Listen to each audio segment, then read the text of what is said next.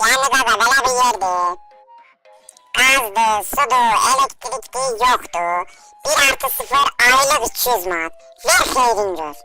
Qaqa sen məndən mırtdaşsan. Mən birinci elə bildim bura evin pəyəsi də belə ev olar iti bağlasan adama söyər bu nədir? Qaqa məncə tacı zor evdir. Bizim şirkətdə elə dolandırmaza da olmaz. Aylık 200 manat. Ver xeyrin gör.